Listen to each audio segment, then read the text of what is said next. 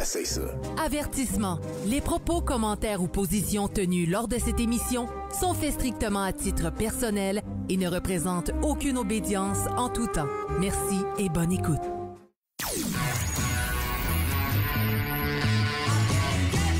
Vous êtes sur Radio Delta, la radio qui rayonne.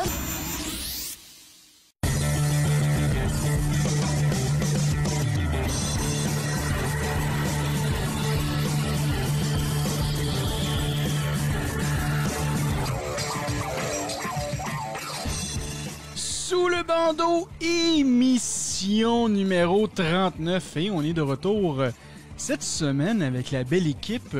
Encore une fois, bien content de vous avoir parmi nous. On va commencer toujours par notre frère Sylvain. Comment ça va, Sylvain? Ça va bien. C'est le confinement.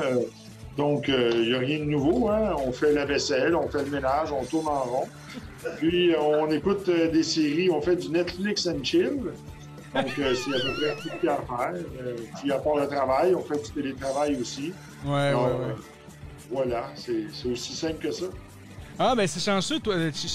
T'es chanceux parce que tu travailles quand même, toi. Moi, c'est toujours pas c'est toujours la même situation que je suis sans emploi, mais au moins, t'es pas sans abri. Non. J'ai quand même mon cabinet de réflexion à la maison là, pour me protéger et tout ça. Mais oui, puis en plus, ben moi j'ai reçu officiellement l'aide là, du Canada pour le 2000 $ par mois. Là, donc ça fonctionne bien. Ça, au moins, il y a ça. Fait que tous mes comptes, tout est payé, tout est correct. Mais on est quand même confiné à la maison. Donc c'est un gros travail en tant que tel là, qui se passe présentement. Merci Sylvain d'être parmi nous. Ma sœur Claudia, comment ça va? Allô, ça va bien toi? Ça va super bien. Là, j'avais manqué ton intro.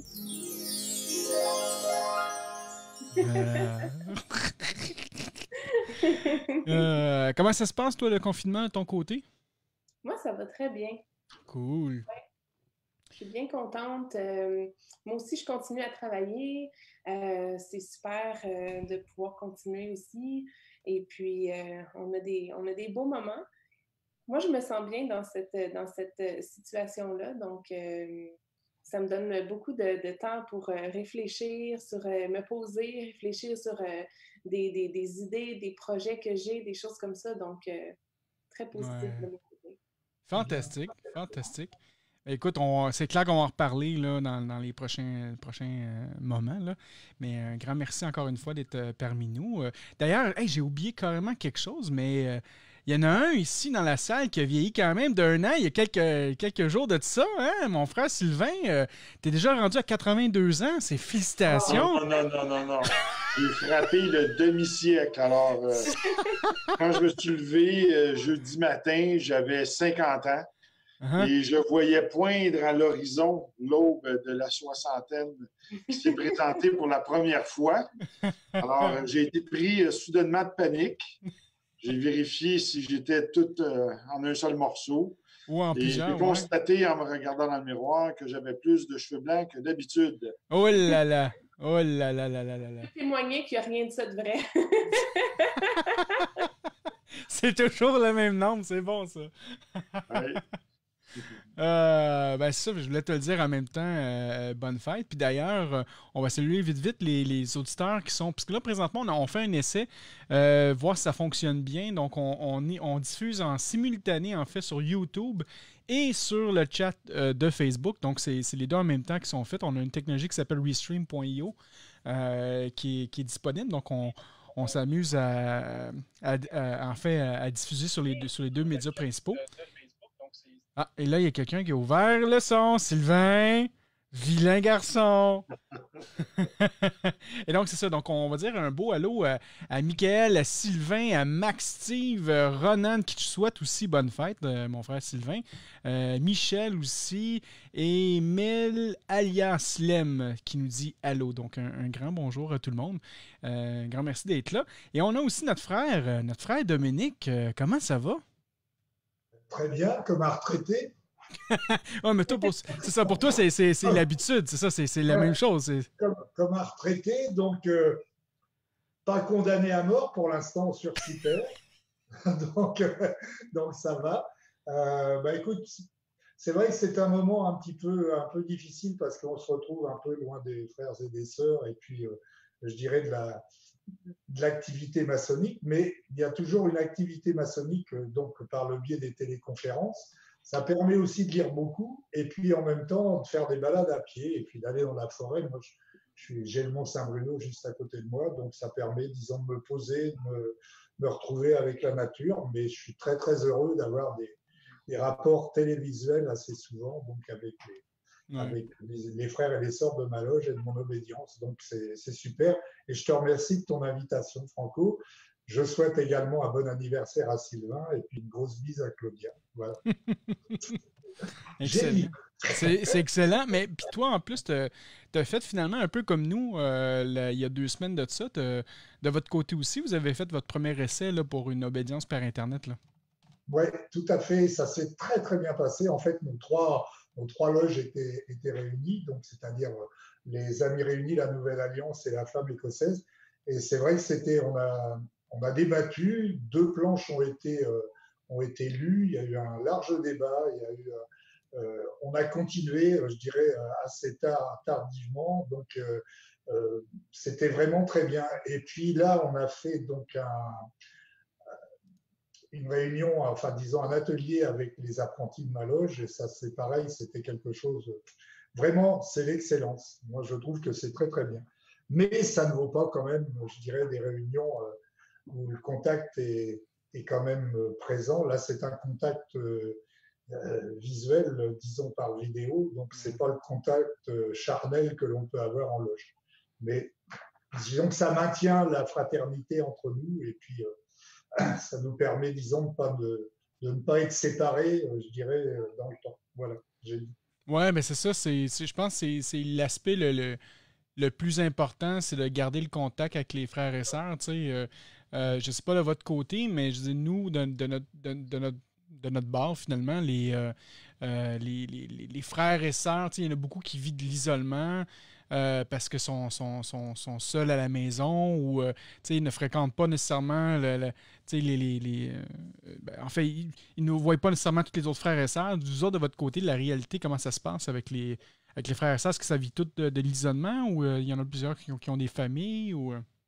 Il y en a pas mal qui sont isolés, mais que l'on contacte par téléphone et, si tu veux, par vidéoconférence.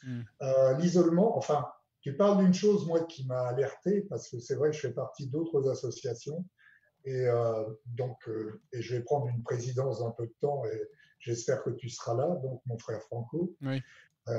Et dans ma réflexion, c'est-à-dire que quand je vois l'état épouvantable de ce qui se passe, je dirais, dans les LS, je sais plus comment, HSLD, là, tu sais. Les CHSLD, ouais. Ouais, et je trouve ça tellement lamentable que je pense qu'on est en train je vais mettre au point quelque chose, c'est-à-dire une rencontre qui se fera peut-être une fois par semaine, un matin, de pouvoir, disons, amener par exemple des brioches, des croissants aux anciens, aux aînés, et puis en même temps de faire partager ces moments-là avec des jeunes, des étudiants, pendant 1 heure ou 2 heures à rester avec ces aînés, à discuter.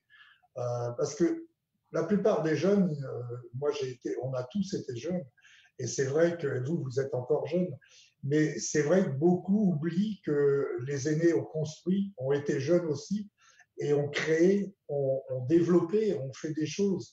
On les prend comme des vieillards qui sont un peu temps, alors que c'était des actifs à une certaine époque. Et il ne faut pas oublier ça. Donc, si tu veux, quand on prend de l'âge, bien sûr, bon, quand on a 50 ans comme Sylvain, ça devient dramatique. Mais c'est vrai, quand on prend de l'âge, on a un regard sur notre vie passée, on a moins un regard sur notre vie future puisqu'elle se restreint, mais quand même, ce qu'on demande en tant qu'ancien, en tant qu'aîné, c'est avoir le respect puis avoir une certaine écoute. Et aujourd'hui, on a coupé les ponts avec les aînés. C'est la civilisation moderne qui veut ça. C'est pas dans tous les pays. On a des pays en Afrique, on a des pays au Maghreb où les aînés ne quittent pas la maison, ils restent. C'est les enfants, les petits-enfants qui continuent. Là, ici, les gens vont dans des maisons spécialisées pour essayer d'y trouver un confort, alors que c'est simplement une question d'argent. et on récupère de l'argent sur le dos des aînés qui ont créé, qui ont fait beaucoup de choses dans leur vie, puis qui se retrouvent tout seuls, esseulés. Et ça, je trouve ça scandaleux. C'est vraiment un constat, et je pense que je ne suis pas le seul, parce que les politiques aussi s'aperçoivent de cela. Et a-t-on encore le droit, à notre époque, d'exploiter la misère humaine ou la vieillesse humaine comme ça existe aujourd'hui? C'est aussi un débat qu'on doit pouvoir amener, je dirais, dans nos loges, parce qu'on a beaucoup d'anciens dans nos loges, on a beaucoup de vieux maçons. Et quand on entend certains vieux maçons qui prennent la parole et qui, je dirais, nous subjuguent par leur discours et leurs connaissances, je pense qu'il faut aussi ramener ça dans le monde profane et puis qu'on soit bien à l'écoute des aînés et qu'on les aide. Donc voilà, c'était une simple réflexion, mais qui peut faire un débat, je dirais, d'ensemble parmi nous en tant que francs-maçons, que j'ai dit. Oui, effectivement. Moi, je sais qu'il y a quand même ça du côté du Québec présentement. Bon, tous les CHSLD sont fermés. En fait, il n'y a personne qui peuvent avoir accès aux personnes âgées. Là, comme tu disais tantôt, je pense que c'est ça que tu as dit tantôt, mais sinon, c'est moi qui l'ai pensé là, pendant que tu parlais, mais c'est quasiment des prisons, là, tout ça. Qu'est-ce qui se passe présentement? Là, c'est pas... Je peux bien imaginer que c'est pas nécessairement évident pour eux. Il y avait eu quand même aussi je ne sais pas si ça a passé au Québec, mais il y a aussi eu une suggestion peut-être que pour les parents qui étaient seuls dans ces centres-là, de pouvoir permettre aux enfants d'aller les chercher puis de les ramener à la maison aussi, là, pour s'occuper d'eux, même si le risque est quand même là pour... la COVID-19, mais au moins les ramener dans la famille, ça peut être quelque chose de bien aussi. Là. C'est un large débat, et si tu veux, moi je parle d'aller les visiter quand il n'y aura plus le confinement, et puis on sera sorti de ce Covid-19. Mais bon, c'est quelque chose qui est, moi, qui m'interpelle, parce que c'est vrai que on est confronté à une misère humaine, intellectuelle et aussi physique, je dirais, de personnes, des aînés, quoi. Donc, et je crois qu'à aujourd'hui, on n'a pas le droit, disons.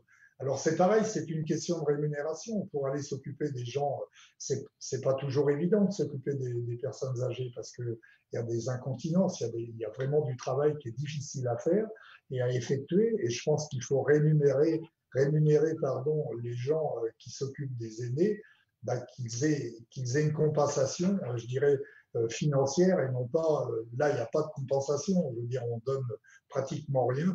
Et c'est d'ailleurs une bonne remarque.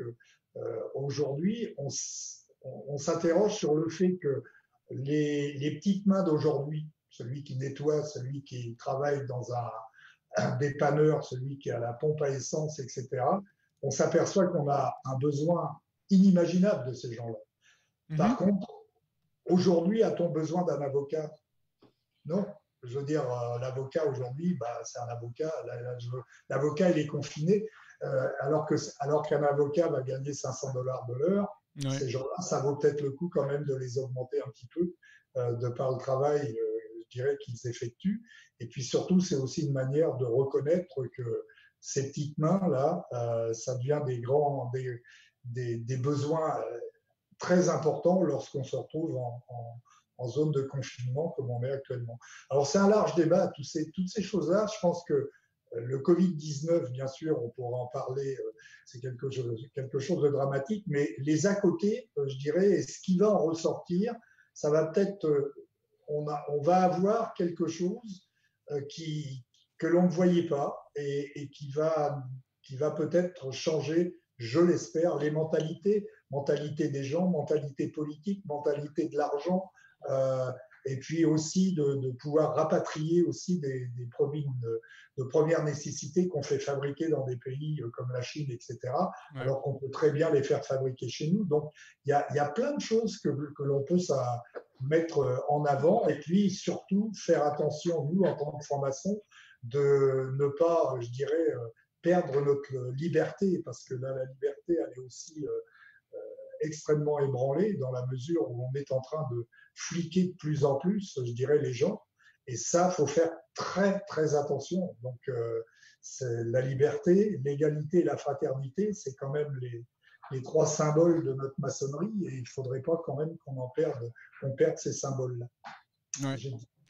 Tu as tout à fait raison. J'aimerais ça peut-être entendre peut-être Sylvain ou Claudia là-dessus, sur les dernières affirmations que notre frère Dominique a dit.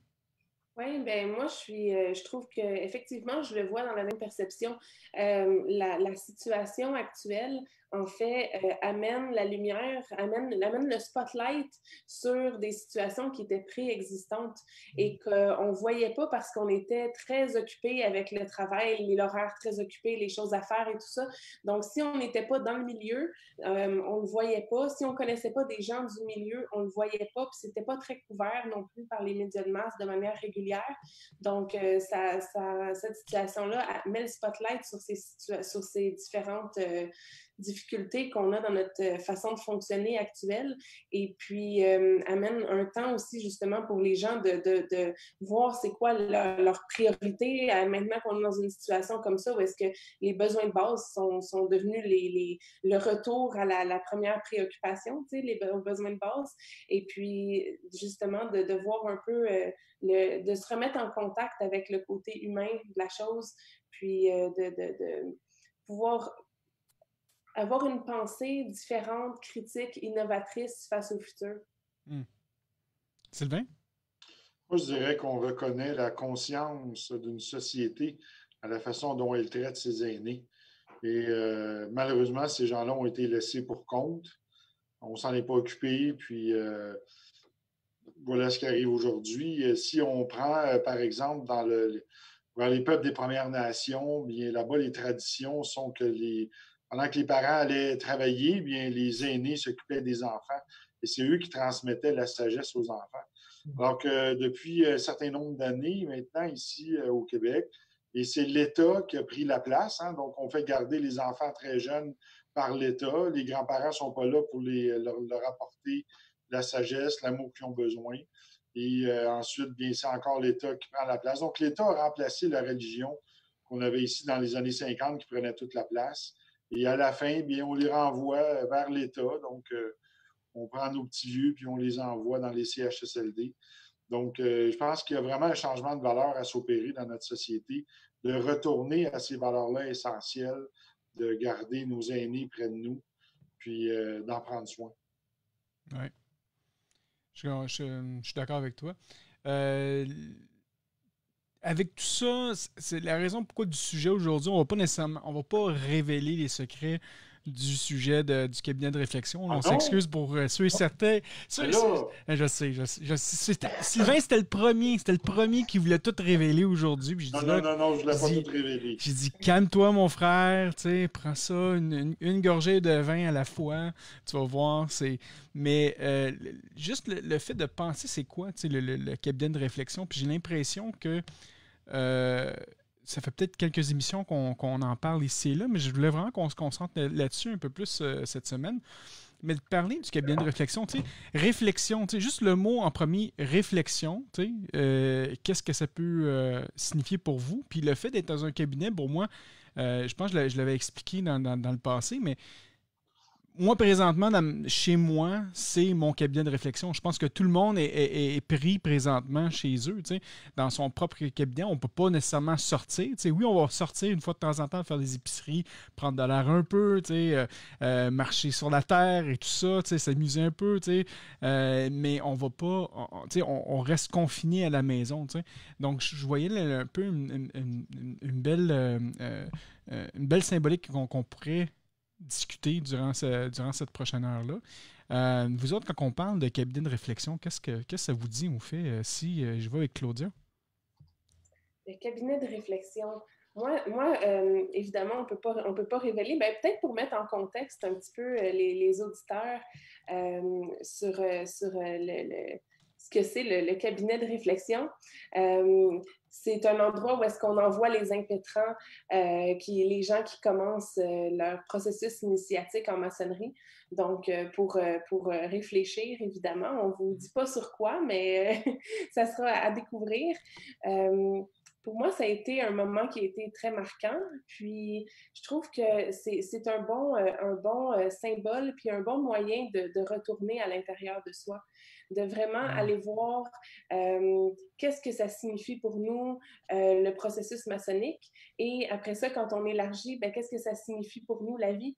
Donc, ça nous permet de prendre un certain recul, puis un moment, un peu comme maintenant, un moment isolé du reste, où est-ce que c'est toi, avec toi-même, avec l'environnement dans lequel tu es, sans les inputs de personnes, sans les opinions des autres, des messages ou des façons de penser qui appartiennent à d'autres. Donc, c'est toi avec vraiment ton intérieur, ta vision, qui te permet de réfléchir sur qui tu es, quel rôle tu joues dans la société, c'est quoi le sens de la vie et qu'est-ce que tu veux réaliser, qu'est-ce que tu veux léguer au monde. Ouais. Pour moi, c'est ce que ça symbolise. Mais moi, il y a une question que j'aimerais demander à Claudia. Là. Tu sais, quand tu rentres dans cet endroit un petit peu lugubre, il y a comme des phrases sur les murs, puis il y en a une qui dit « Descends à l'intérieur de toi, trouve la pierre cachée, rectifie » ou quelque chose comme ça. Peux-tu nous en parler un peu, Claudia? Quelque chose comme ça. Ouais, ben, on en avait parlé un peu au début de la mention vitriol. Vitriol, ça vient du latin et la traduction veut dire visite l'intérieur de la terre et en rectifiant, tu trouveras la pierre cachée. Moi, c'est quelque chose qui m'a beaucoup interpellée parce que je me disais, OK, c'est intéressant. Visiter l'intérieur de la terre, est-ce que c'est visiter soi-même en rectifiant? Donc, ça veut dire qu'il y a quelque chose déjà qui est pas droit, qui n'est pas correct. Donc, c'est quoi ça? Et puis, la pierre cachée, donc il y a quelque chose à trouver, un trésor à trouver. Ouais. Et puis, pour moi, c'est l'amour. Pour toi, c'est l'amour? Fait qu'avec Sylvain, tu as trouvé l'amour. Oh, c'est beau. Oh. C'est pas juste l'amour avec Sylvain. OK. L'amour... l'amour pour son prochain, pour la vie, pour soi-même. Oui, t'as raison. Moi, ça fait réfléchir. En fait, quand on parlait de pierre cachée et tout ça, ben justement, tu sais, je crois en étant ici, puis c'est un peu comment je le vois depuis les dernières semaines. Tu sais, là, on est rendu quoi, un petit peu plus qu'un mois là, qu'on est confiné à la maison, puis beaucoup de gens vont se reposer des questions sur soi-même, qu'est-ce qu'ils font, tout ça. Puis moi, personnellement, même dans mon processus professionnel, je suis en remise en question. Là, si après la crise, je vais retourner faire qu'est-ce que je faisais ou si je le fais pas. Est-ce que je fais ça parce que c'était quelque chose que j'aimais ou c'était quelque chose par obligation? Fait c'est de retourner à l'intérieur, d'essayer d'identifier qu'est-ce qui est bon pour moi et qu'est-ce qui est pas bon pour moi. Fait que ça me fait penser à ça, trouver cette pierre-là. Puis peut-être justement utiliser l'amour pour aller un peu plus loin aussi. Là, ça peut être une bonne réponse aussi. Là, dans le chat, vite, là, Mel a dit « Le trésor est en nous. À mon sens, c'est le chemin qu'on parcourt. C'est lui qui nous rend riches de nos expériences de vie. » Ouais. Puis justement, présentement, c'est toute une expérience de vie qu'on vit présentement. T'sais. Parce que autant que pour moi, sur ma pierre brute que je continue toujours à travailler, moi, j'étais quelqu'un qui est extraverti. J'aime ça rencontrer le monde, jaser, sortir. Ah! C'est le fun. T'sais. Et les 3 premières semaines que j'étais à la maison, je prenais ça comme des vacances, tranquillement. Mais là, à un moment donné, je me disais, mais là, je peux pas sortir, je peux pas aller faire ci, je peux pas faire...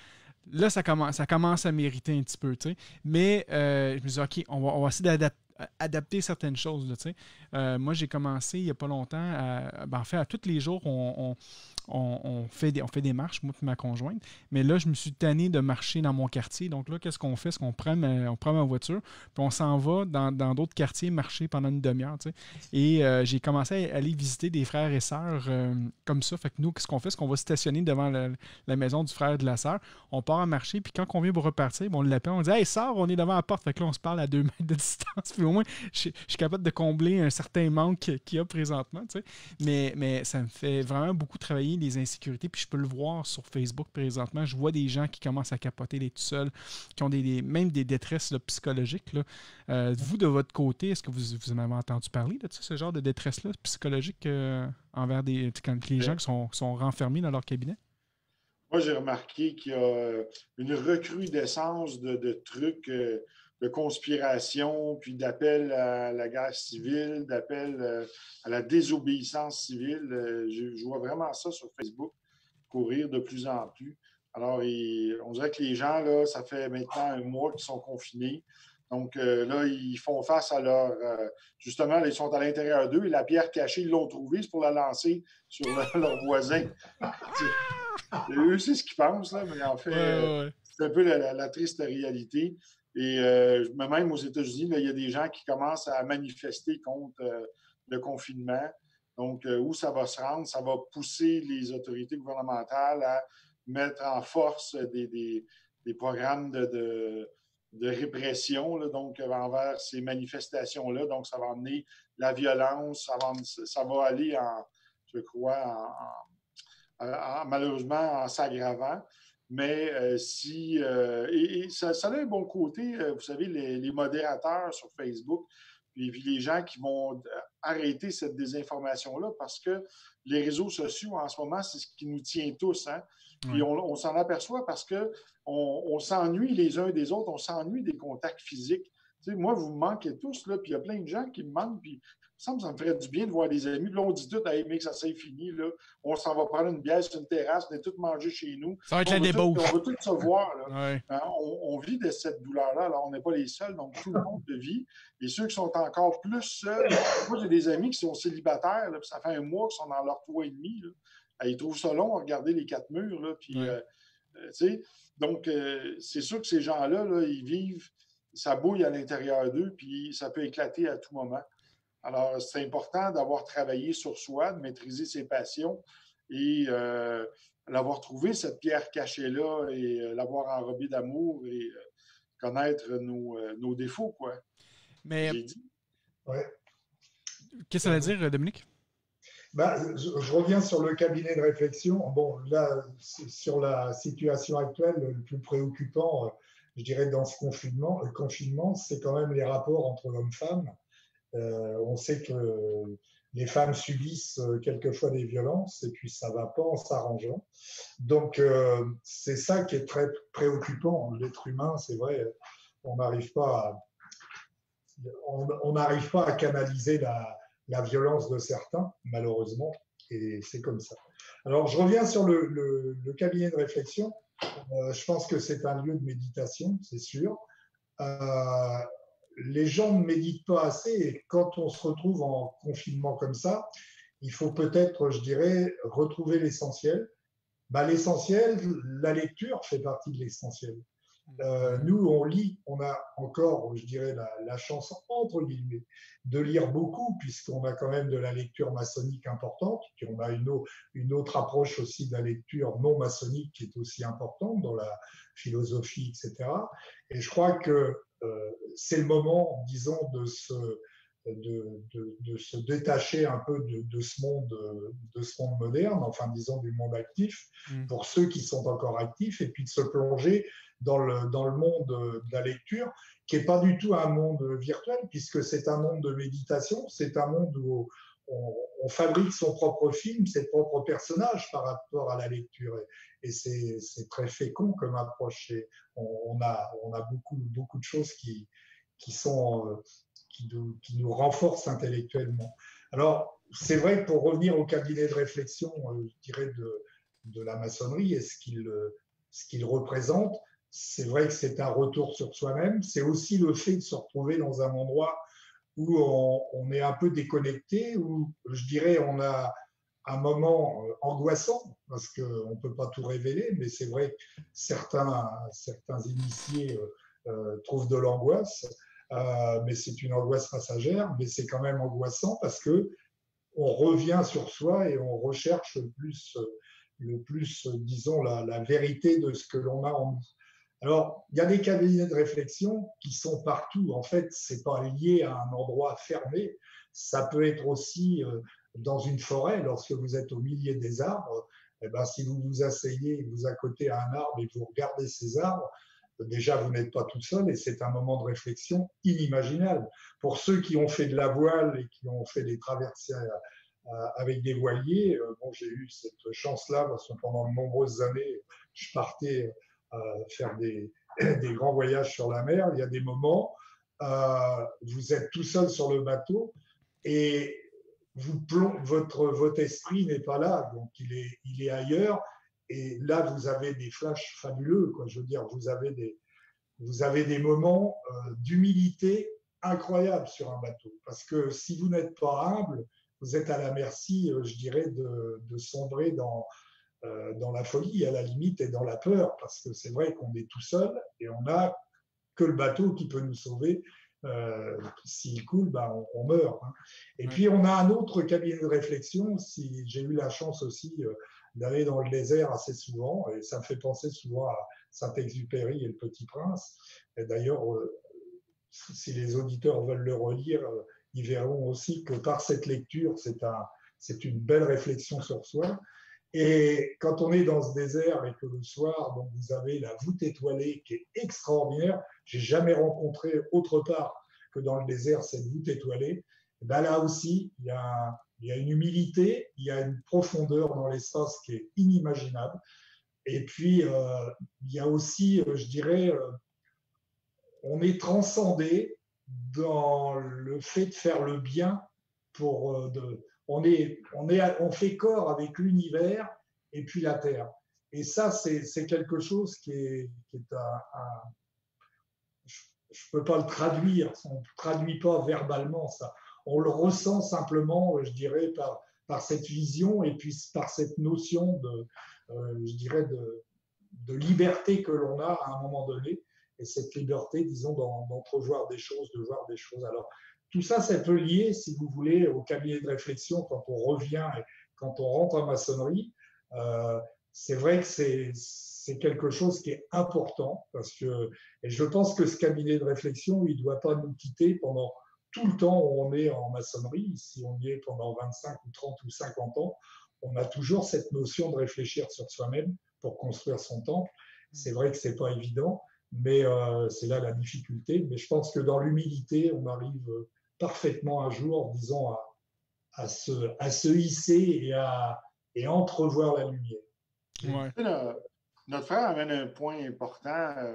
Le cabinet de réflexion se retrouve dans plusieurs écoles de mystère et même dans plusieurs voies initiatiques. Par exemple, chez les peuples des Premières Nations, les personnes vont être invitées à aller sur une île en pleine forêt et vont faire un cercle de pierre. Ils vont s'isoler là pour 7 jours. Ils vont boire que de l'eau et ils vont devoir méditer pendant 7 jours.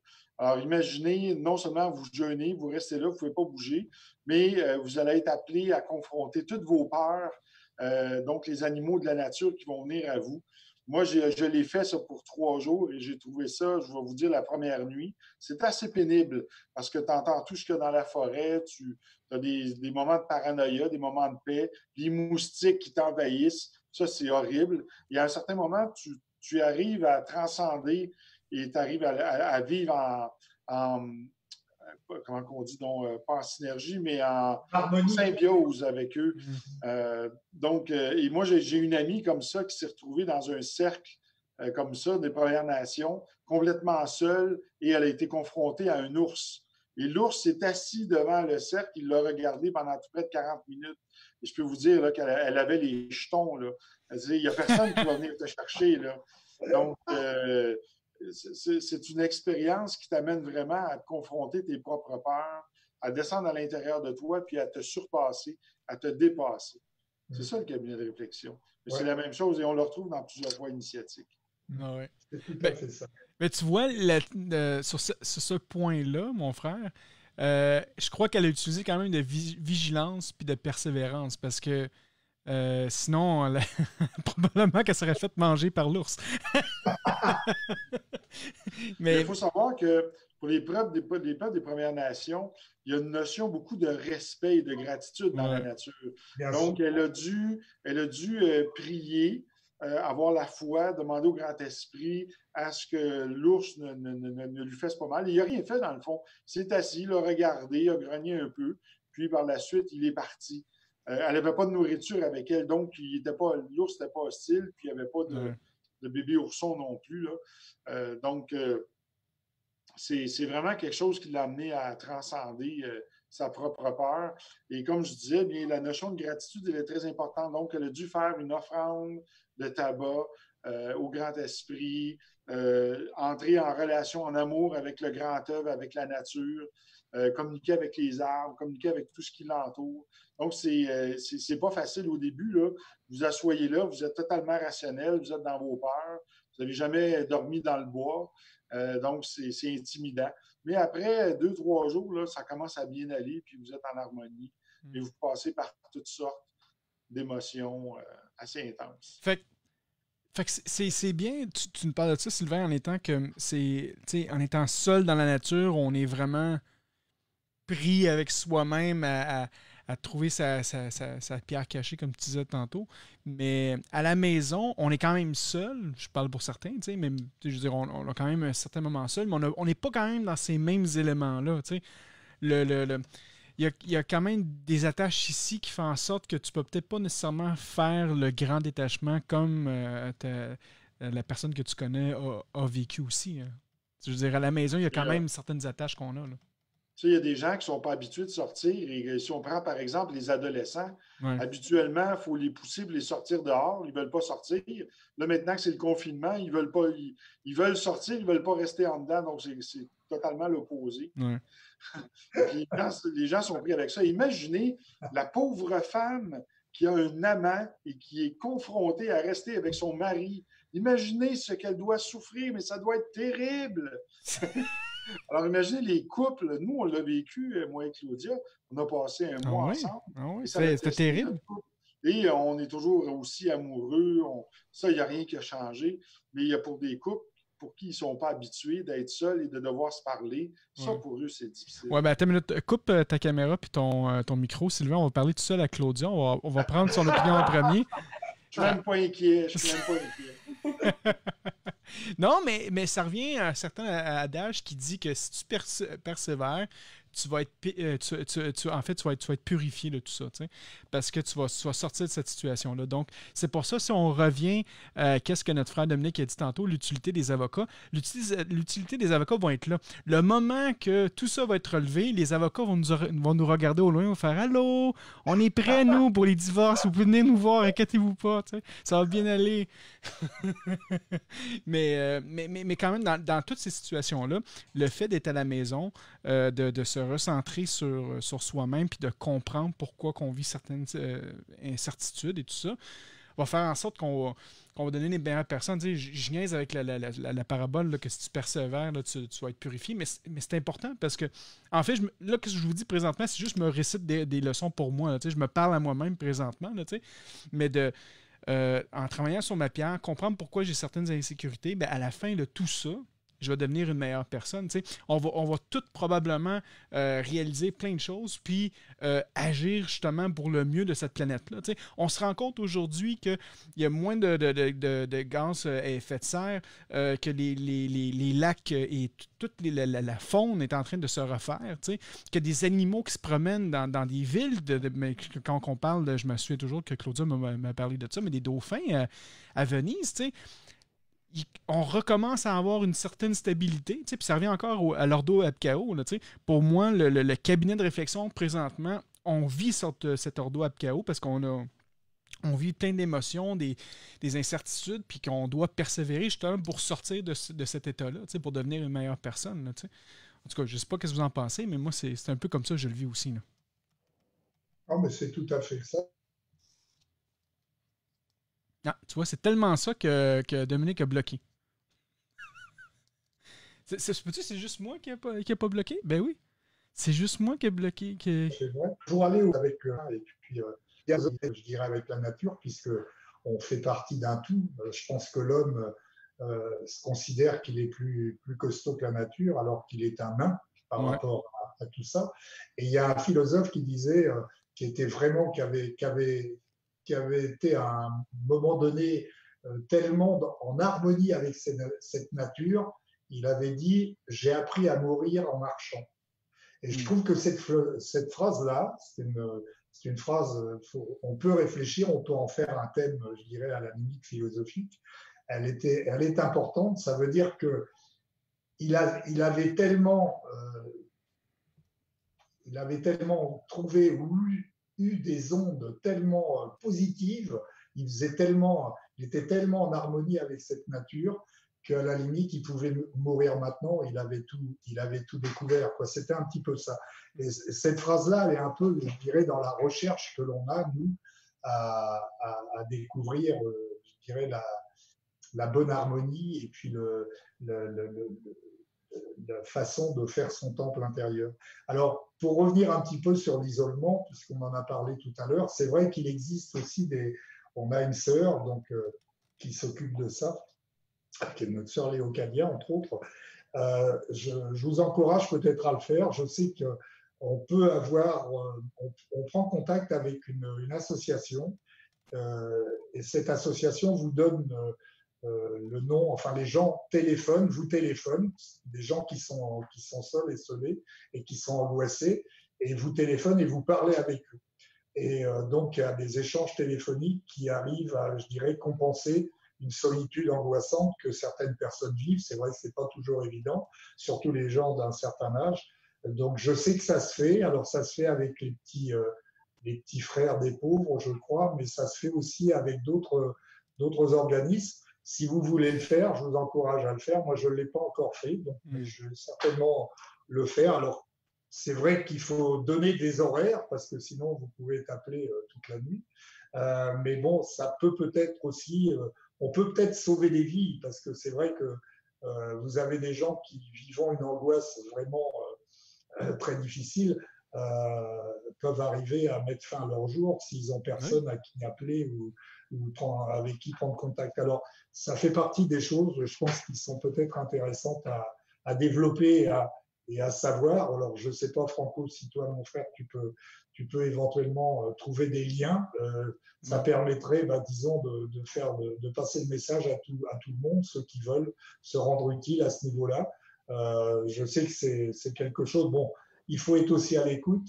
Il ne s'agit pas non plus, je dirais, d'être déprimé quand on prend une personne en ligne. Évidemment, il faut quand même lui remonter le moral. Si nous-mêmes, on n'a pas le moral, on a le moral dans les chaussettes, c'est ça. On va tous mourir, c'est épouvantable. Voilà. Qu'est-ce que tu fais? C'est sûr que... Donc voilà, c'était ce que je voulais aussi un petit peu apporter sur la solitude. Et si on peut amener cette pierre, je dirais... au niveau de l'aide à des personnes qui sont en difficulté, je pense qu'on peut peut-être le faire pour certains. Donc, oui. Cool. Claudia, toi, t'en penses quoi de tout ça? Moi, tout à l'heure, ce que mon frère Dominique a dit, ce que ça m'a amené à réfléchir sur ça, et puis j'ai vu le commentaire de Ronan qui vient de disparaître, mais qui dit « Claudia a l'air de bien gérer ». Puis, j'ai vu ça passer. Puis, je voulais dire, moi, au début, les premières journées, maintenant, ça va bien. Mais les premières journées, moi, j'étais vraiment très anxieuse. Sylvain pourrait en témoigner, là. Ça me rendait anxieuse, la situation, parce que je comprenais pas trop qu'est-ce qui se passait. Tu sais, c'était comme beaucoup à la fois. Je voyais d'un côté, tu sais, je voyais, genre, je prenais un pas de recul, je regardais la situation, puis je voyais qu'il y avait des bonnes choses qui émergeaient de ça. Puis en quelque part, la chose qui a été la plus difficile pour moi, puis c'est en lien directement avec le cabinet de réflexion, c'est la peur de la mort. Puis je me suis rendu compte que pour moi, ça, c'était le point que moi, ça me faisait le plus travailler. Parce que dans cette situation-là, je me disais, oh mon Dieu, mais si on meurt, tu sais, qu'est-ce qui arrive que si les autres meurent, si nous, on meurt? Je me suis rendu compte que ça m'a fait un reflet à moi-même, que c'est pas réglé pour moi, ça, la peur de la mort. C'est encore quelque chose de très, très omniprésent. Et puis, comment je peux dire ça? Le cabinet de réflexion, là, c'est un peu ça qui suscite, de par son aspect lugubre, la même réflexion, en fait, de par le contexte là, que vous connaissez, qui est un peu particulier, mais aussi de parce que c'est un point au début de l'initiation. Et puis, quand on arrive en maçonnerie, des fois, on n'a pas rencontré personne, on ne sait pas, on doit faire complètement confiance sur ce qui va arriver. Puis, on ne sait pas, on va-tu mourir pendant cette initiation-là, tu sais? On se fait toutes sortes de scénarios. On le sait que non. on le sait que c'est rien comme ça, mais dans notre tête, quand on arrive, c'est ça qu'on voit. Puis là, on arrive dans le cabinet de réflexion qui est impressionnant. Mais c'est des idées qui reviennent. C'est ça. Ils sont là pour me tuer, eux autres. Ils sont une gang de Mongols. Il y a Ronan qui nous dit Sylvain était la chose la plus difficile durant ce processus. C'est clairement ça. Ronan, il a tout compris. On le salue d'ailleurs, mais il a tout compris. Non, pas du tout. Sylvain m'a aidé beaucoup, puis on a eu plusieurs discussions qui m'ont aidé beaucoup. Puis, pour moi, à un moment donné, c'est ça, je me suis rendu compte que c'était un peu un manque de foi qui m'amenait là, parce que c'était le manque de foi qu'il y ait quelque chose après. Puis comme ça manquait, ben je me suis raccrochée à l'espérance. À espérer qu'il y ait quelque chose pour me ramener à la foi. Fait que pour moi, ça a été un peu plus ça. Puis foi, sans nécessairement être attaché à une doctrine quelconque, là, foi en la vie et l'univers, là, au grand architecte, etc. Donc, moi, j'ajouterais quelque chose. Vous savez, l'issue de toute situation, quelle qu'elle soit, est toujours positive. Donc, si on met notre focus sur l'issue qui va être positive, ça va être d'autant plus facile de traverser n'importe quelle épreuve qui sera amenée sur votre chemin. C'est ça le secret. Donc, gardez en tête que l'issue de toute situation va toujours être positive. Il y a quelqu'un qui a un accident de voiture, va être handicapé, et quand vous allez lui reparler 2-3 ans après, il va vous dire que c'est la meilleure chose qui est arrivée dans sa vie, ça l'a amené à se transformer, il s'est dépassé, il a fait ci, il a fait ça. Donc, toute chose comme ça, et ça, là, je vais vous dire quelque chose un petit peu de farfelu. Là. Bon, il va nous dire une joke. Dans le grand œuvre qui est l'humanité, il faut être capable de voir les actes d'amour qui sont derrière chaque situation. Et quand votre conscience est rendue au point où vous êtes capable de comprendre comment fonctionne le grand œuvre, mais c'est beaucoup plus facile d'avoir la foi, de connaître le bonheur et de passer à travers, et de comprendre que les épreuves qui sont là pour nous apprendre.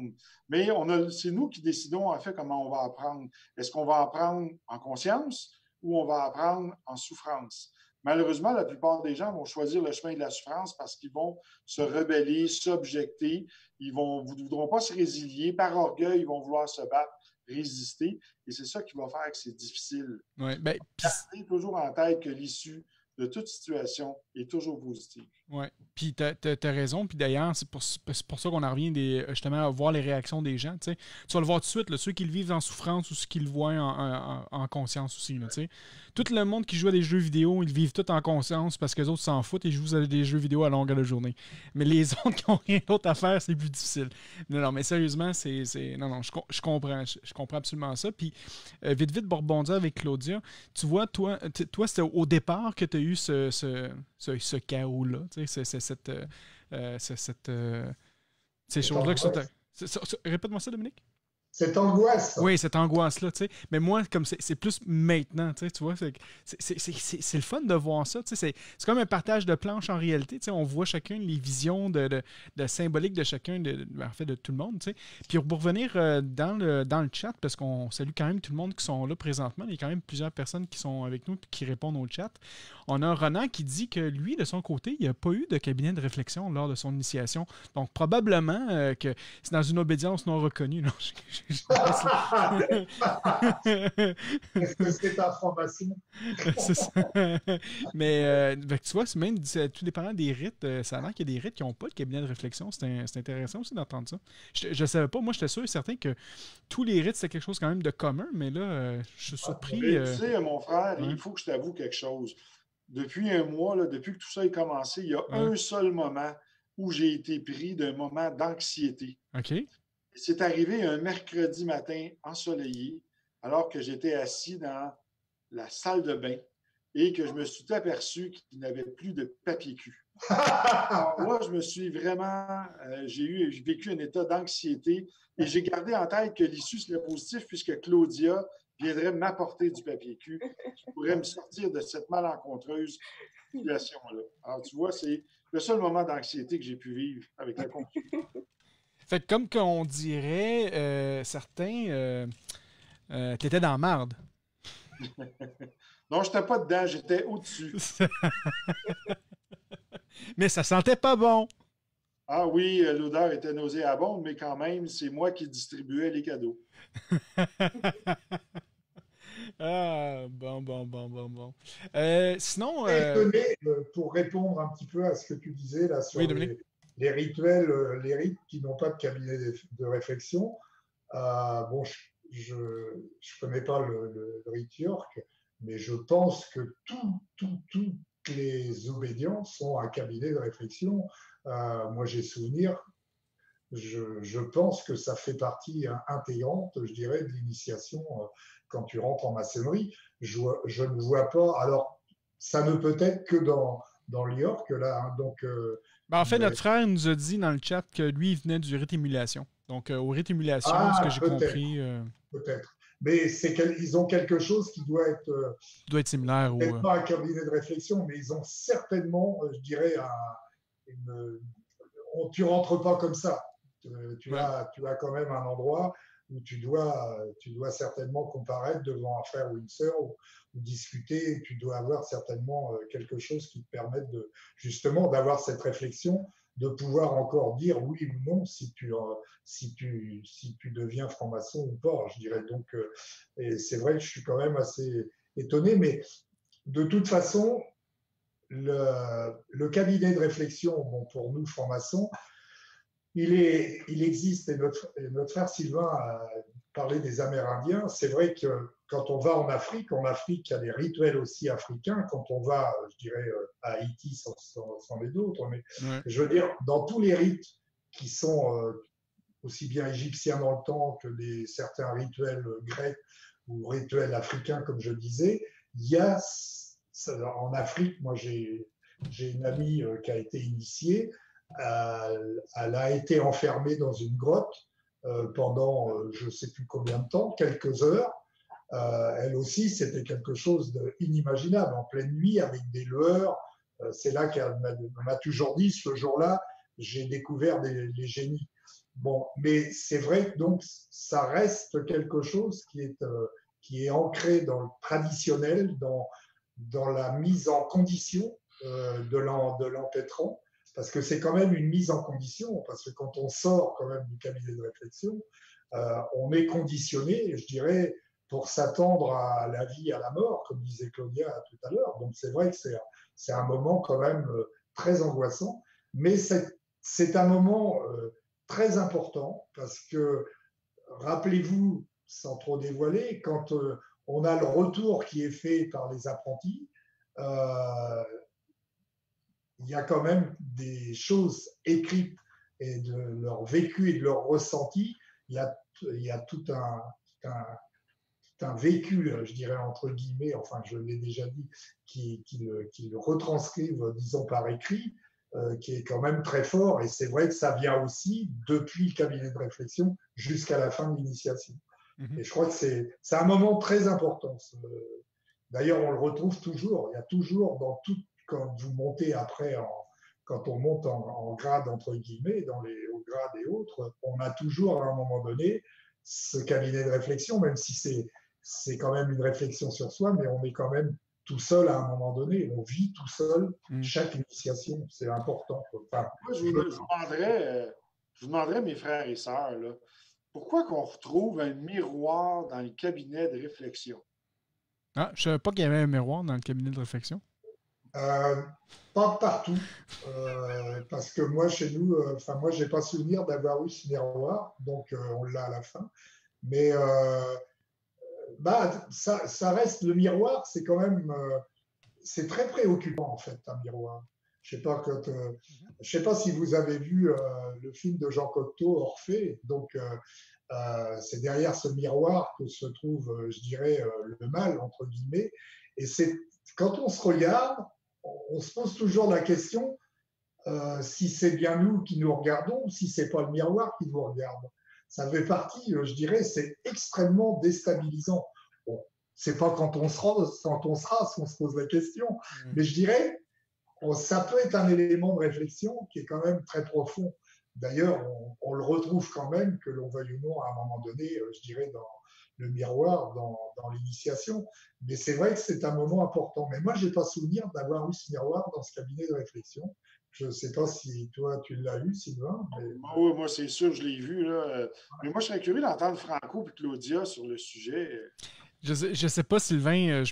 Honnêtement, je veux dire, tu sais, quand on disait qu'il faut rester au niveau, là, mais je sais pas c'est quoi un miroir initiatique. Je t'en ai. On en parlera après. Non, mais le miroir, je veux dire, sans dire que ça vient nécessairement du cabinet de réflexion, tu sais, mais le miroir, c'est quelque chose qui est essentiel. Ça te permet de faire ton travail sur ta pierre brute. Tu sais, je pense que j'en ai déjà parlé une couple de fois, mais pour moi, tu sais, c'est le miroir, c'est là que tu peux regarder ton âme. Tu sais, si tu vas plus dans la philosophie, tu sais, dans le symbolique, tu sais, si t'es tout seul avec toi-même, tu sais. C'est là que tu vas te regarder et te dire est-ce que tu t'aimes ou tu t'aimes pas. Tu sais, le matin, là, quand vous allez dans votre miroir là, chez vous, là, dans votre cabinet, disons, là, dans votre toilette, là, vous devez en avoir un cabinet. Vous avez un cabinet qui est une toilette, mais vous devez avoir aussi un miroir qui est là. Tu sais. Mais dans ce miroir-là, là, tu sais, faites l'expérience. Mettez-vous devant ce miroir-là. Puis c'est quoi la première chose que vous ressentez quand vous vous regardez? Tu sais? Est-ce que c'est de l'amour? Est-ce que c'est quoi le sentiment? C'est quoi le feeling de tout ça? Tu sais? Moi, on n'est pas tout seul. Hein? On n'est pas tout seul. C'est ça. On est au moins deux. C'est ça. Non, mais... Fait qu'en gros, il y a un gros travail qu'il y a à faire avec un miroir. Juste faites-le à la maison. Là, je ne vous demande pas d'allumer une chandelle puis de crier 3-4 fois un nom d'une entité qui va venir vous manger par après. Là. Je demande juste d'aller devant ce miroir-là puis de vous regarder. Puis d'essayer de contacter cette énergie-là avec vous-même parce que ça fait partie du travail intérieur, selon moi. T'sais. Fait que pour revenir au cabinet de réflexion, le miroir, oui, en tant que tel, si le miroir est présent là-dedans, je crois que c'est important pour la personne qui fait son processus de se regarder. Puis ça revient avec une autre question par après que je peux peut-être te relancer, Sylvain, vu qu'on joue à se lancer la balle puis la patate chaude. Est-ce que, selon toi, Sylvain, on vit toute notre vie dans le cabinet de réflexion, puis au moment de notre mort, c'est là vraiment qu'on va sortir de ce cabinet-là? Je pourrais dire que oui, puisque le miroir est notre reflet, et dans la société, notre reflet, ce sont les autres. Donc, quand on se promène en société, puis on regarde quelqu'un, puis on dit hey, lui, là, sa face, ça ne me revient pas, puis je ne sais pas pourquoi, tout en réaction, j'ai envie de sauter dans le visage. L'effet du miroir, c'est que cette personne-là vous reflète quelque chose que vous n'avez pas réglé. Alors moi, je serais d'accord pour dire que toute notre vie, on est sollicité à l'intérieur de ce cabinet de réflexion-là à regarder la symbolique et tout ce qui est autour de nous pour nous apprendre et nous appeler à devenir meilleurs et à transcender toutes ces peurs, toutes ces passions, ces vices, en fait. Ouais. Mon père, moi, il disait, Sylvain, tu as les yeux couleur quincaillerie. Il me disait ça quand j'étais jeune. Et ça voulait dire que j'avais les yeux pleins de vices. Alors, à l'intérieur du cabinet de réflexion, ça nous permet de pouvoir se voir. Comment est-ce qu'on va faire pour travailler sur les défauts qu'on a si on ne sait pas qu'est-ce qu'on a comme défaut? Alors, ça nous prend quelqu'un pour les refléter. Et ces gens-là, pour nous les refléter, ce sont soit nos frères et sœurs en loge, qui sont très bons pour ça et qui vont le faire sans jugement, ou ça va être dans le monde profane, ce sont les autres qui vont nous refléter ce que nous, on ne veut pas voir sur nous-mêmes. Oui. Ben là, je serais tout curieux d'entendre Claudia maintenant. Bon, on lance la patate chaude. Ben, moi, contrairement à ce que Sylvain vient de dire, je le vois déjà réagir. Contrairement à ce que Sylvain vient de dire, j'ai pas l'impression qu'on passe notre vie dans le cabinet de réflexion parce que j'ai l'impression que c'est une première étape de voir des choses en nous, de les voir chez les autres, mais après ça, il y a tout un cheminement à faire. C'est sûr qu'il ne faut pas perdre de vue le regard, mais une fois qu'on a pris conscience d'une situation, ben on peut sortir de juste l'effet miroir pour travailler cette situation-là, pour explorer des avenues, pour explorer des façons de faire les choses différemment, passer dans l'action, passer dans la relation avec l'autre. Donc, je ne pense pas qu'on reste dans le cabinet ou devant le miroir tout le temps, mais je pense qu'on est appelé à y retourner souvent. Ah, excellent. Excellent. Moi, je ne suis pas d'accord avec ce que Claudia dit, mais on débattra ça tout à l'heure. Ils vont faire un après-podcast, les autres. Excellent. Écoutez, mes frères et sœurs, on est déjà rendus à l'heure. On a déjà fait un petit peu plus d'1 heure à notre émission. On va y aller avec le mot de la fin, si vous voulez bien, à moins que vous avez d'autres commentaires que vous voulez rajouter là-dessus.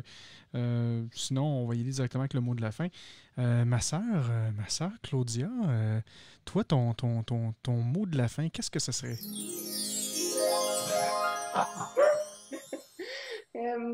Mon mot de la fin, en fait, j'ai le goût de partager avec les auditeurs un moment que j'ai vécu cette semaine qui était très important pour moi. On est allé prendre une marche au bord de l'eau, moi et Sylvain.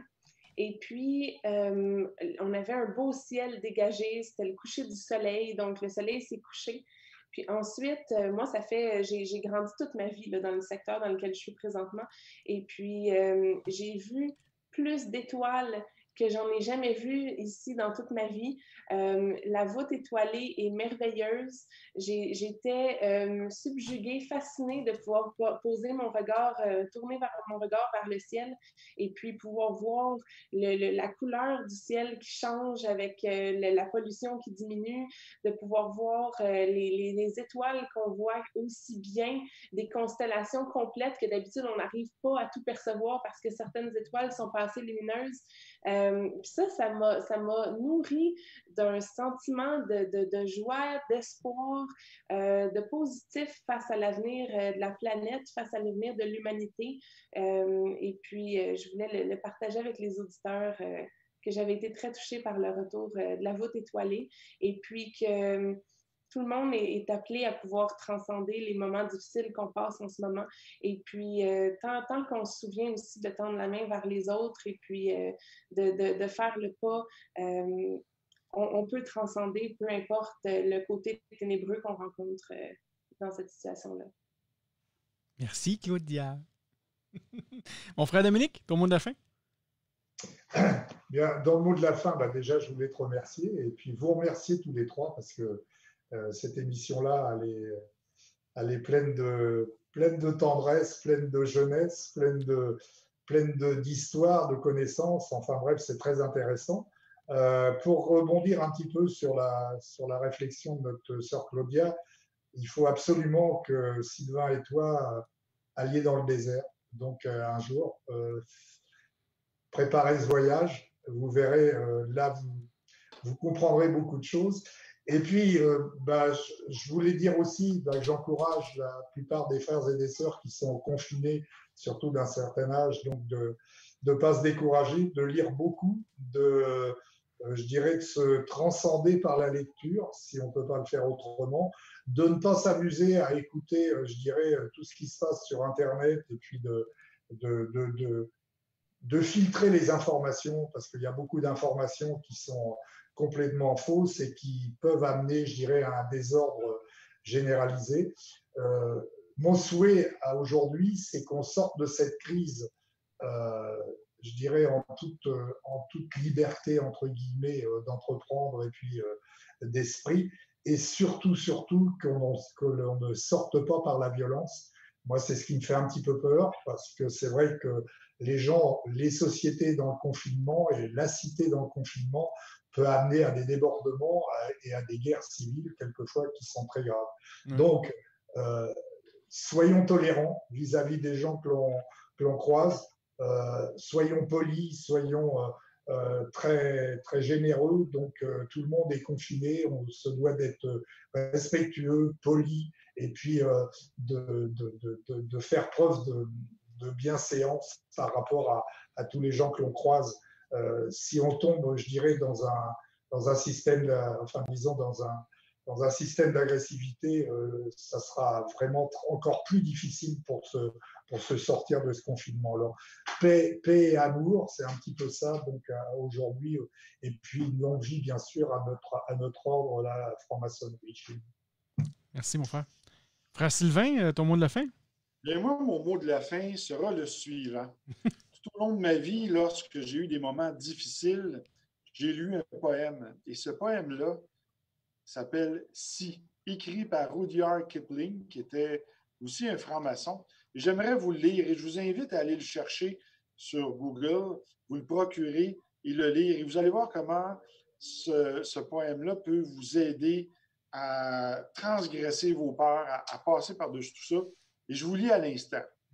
Si tu peux voir détruit l'ouvrage de ta vie et sans dire un seul mot, te mettre à rebâtir, ou perdre en un seul coup le gain de 100 parties, sans un geste et sans un soupir. Si tu peux être amant sans être fou d'amour, si tu peux être fort sans cesser d'être tendre, et te sentant haï sans haïr à ton tour, pourtant lutter et te défendre. Si tu peux supporter d'entendre tes paroles travesties par des gueux pour exciter des sots, et d'entendre mentir sur toi leur bouche folle sans mentir toi-même d'un mot, si tu peux rester digne en étant populaire, si tu peux rester peuple en conseillant les rois, et si tu peux aimer tous tes amis en frères sans qu'aucun d'eux soit tout pour toi, si tu sais méditer, observer, connaître, sans jamais devenir sceptique ou destructeur, rêver, mais sans laisser ton rêve être ton maître, penser sans n'être qu'un penseur, si tu peux être dur sans jamais être en rage, si tu peux être brave et jamais imprudent, si tu sais être bon, si tu sais être sage, sans être moral ni pédant, si tu peux rencontrer triomphe après défaite et recevoir ces deux menteurs d'un même front, si tu peux conserver ton courage et ta tête quand tous les autres les perdront, alors les rois, les dieux, la chance et la victoire seront à tout jamais tes esclaves soumis. Et ce qui vaut mieux que les rois et la gloire, tu seras un homme, mon fils. Alors, c'est sur ça que je termine cette belle réflexion. Merci, mon frère. Comme diraient certains dans le chat, que c'est un excellent texte, un très beau texte. Donc, merci, mon frère. Tu me le recopieras parce que je l'avais perdu, ce texte-là. Donc, ça me ferait du bien, moi aussi, de le lire une fois de temps en temps. Sinon, moi, de mon côté, pour mon mot de la fin, encore une fois, merci à tout le monde d'avoir été là, d'avoir été aussi nombreux parmi nous aujourd'hui. Merci à tous nos membres Patreon. Donc, pour ceux et celles qui veulent contribuer à l'émission, on a 3 forfaits. On a un forfait à 3 $, 5 $ et à 7 $. D'ailleurs, les nouveaux Patreons qui ont été ajoutés, je crois, durant les dernières semaines, envoyez-moi un courriel, en fait, via la page Facebook, donc facebook.com/sous le bandeau. Envoyez-moi un message privé avec votre adresse postale parce que je vais vous envoyer la PIN sous le bandeau. Donc, on peut vous envoyer ça quand même. Les services de poste fonctionnent. Donc, peut-être d'ici 2 ans, vous allez recevoir chez vous la PIN, mais je peux quand même vous l'envoyer par la poste. Donc, envoyez-nous par un message via Facebook, donc facebook.com/sous le bandeau.